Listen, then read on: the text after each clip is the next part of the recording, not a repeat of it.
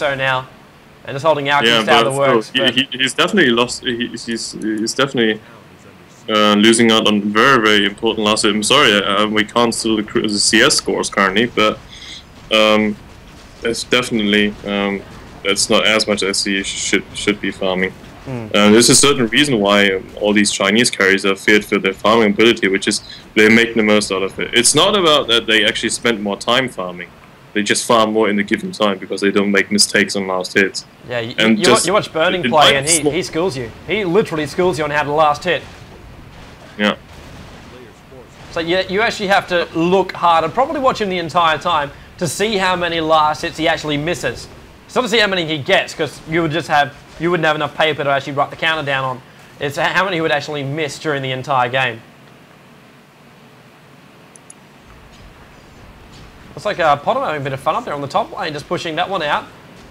Might even go for an arrow on the Alchemist. No, won't do it. Glimph actually pops off, buying them a bit of time in the mid lane too for SF to TP himself in. Ultimate Orb on top of SF. So we're not going to see Blink.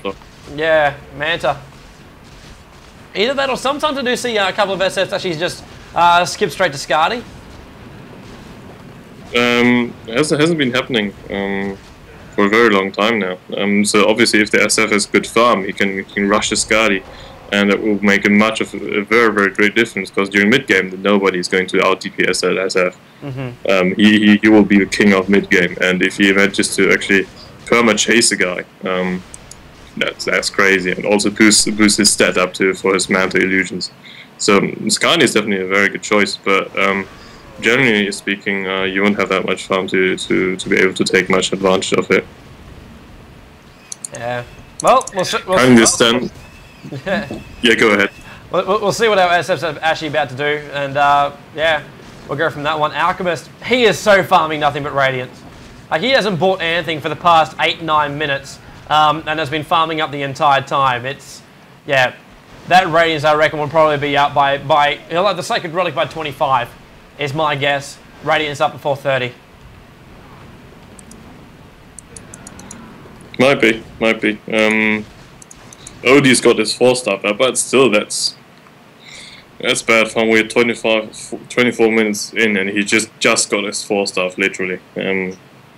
So normally by that time you should have many more. Odie build varies. It depends on the game what you're going for. Some people like to rush a straight sheep, but most of the time it's not going to help you anyway. It's just if you're owning in the game anyway, and you have many people who can heal you and this kind of stuff. But normally you would opt for a few survivability items, because as Destroyer, the main problem with this guy is he dies too easily. He dishes out damage like hell, but just dies too easily. So people tend to get a 4-star on him, which is definitely a good item, positioning item, and also boosting up his int and firepower.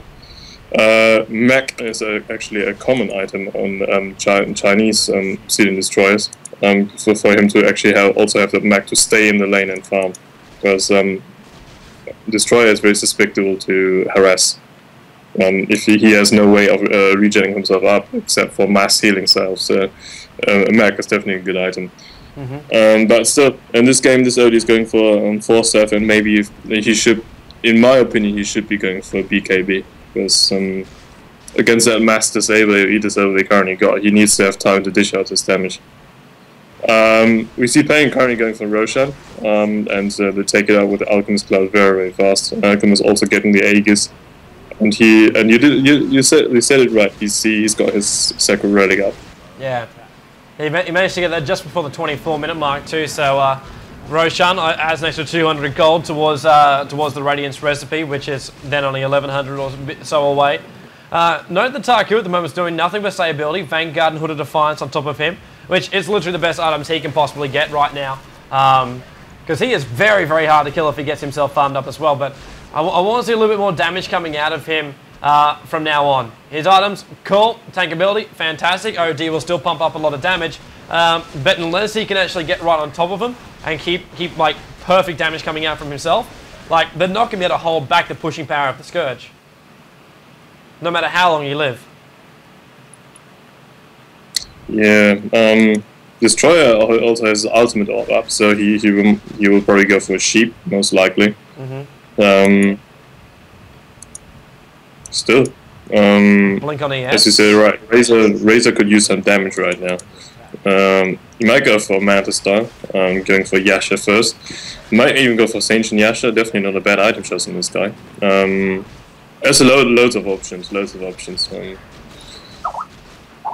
Yeah, there is, and well, options for the moment. The GDT, they're deciding to take the option of allowing OD to farm up that bottom lane, have Potom run around a little bit further as VS comes and joins in the party. ES was farming up neutrals below. In fact, the entire GDT side are currently hanging around the Sentinel neutrals. I don't know if they're just like praying that one of the Scourge will jump themselves in.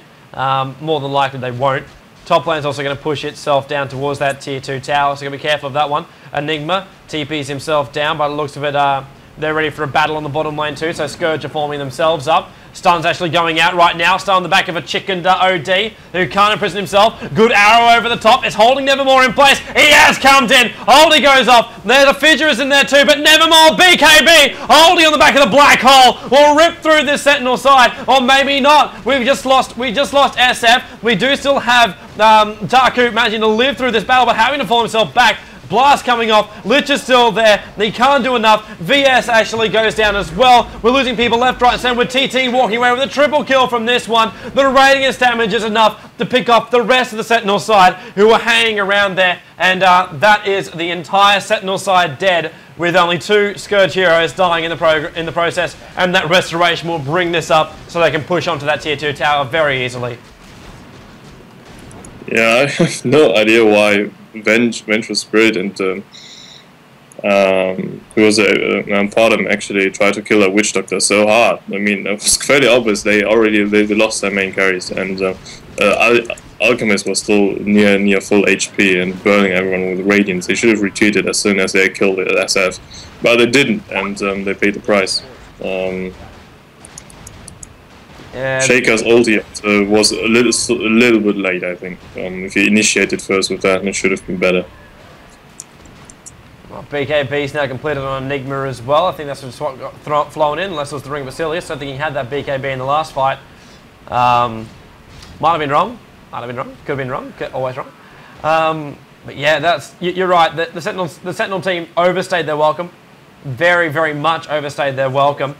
And they should have walked away when they actually had the upper hand, but maybe they just thought we can tape this, we can push it. A couple of heroes down, we've still got this one, and just underestimated the Alchemist's power. Especially, I wonder if they even knew the Radiance was up, because that would have been the first time they actually saw the Radiance in action.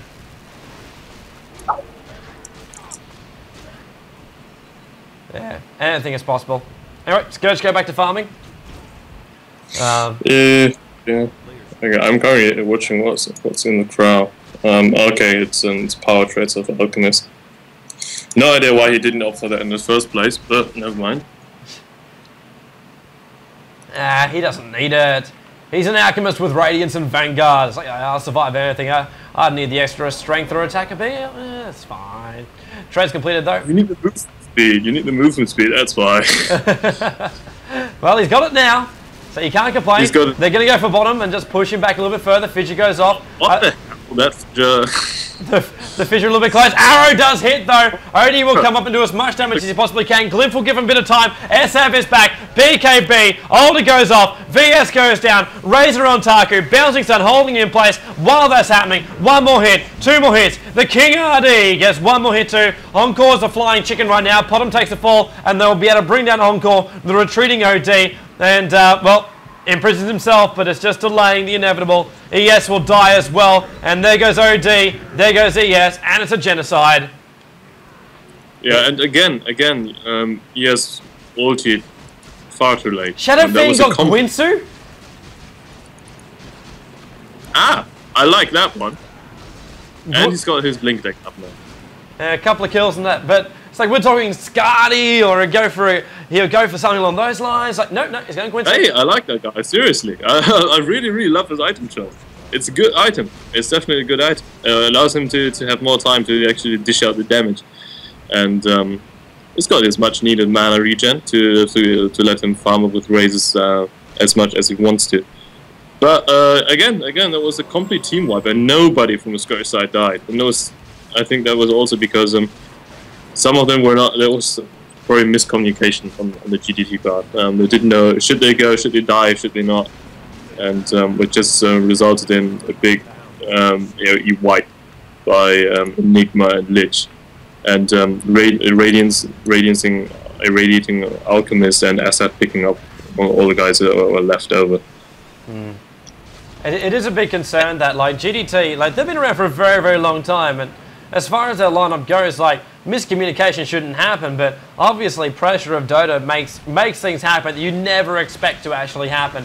And oh my lord, we're gonna Hyperstone on top of the Alchemist up on the top lane right now. He'll, at the farm rate he's got, and with the Goblin's greed to help along his way, like he will be having a hell of a lot of money. He's gonna have a go here too. Yes, Fissure has actually popped off. TT might be in over his head. Chemical Rage, he'll start to retreat himself out now. They're still going to keep taking radius damage, and now the stun turns around. There's no TB support, but it looks of it the support's going to come up from the secret shop, with Enigma, SF, as well as Lich all going to come in from behind. Alchemist is merely, look at the TP straight out there. They want to get Razor, and Taku goes into the high ground this time and manages to actually escape the trap. But we did actually lose one of the Scourge during that fight, actually. No one on the Sentinel. We lost VS. What? Yeah, VS done another lane.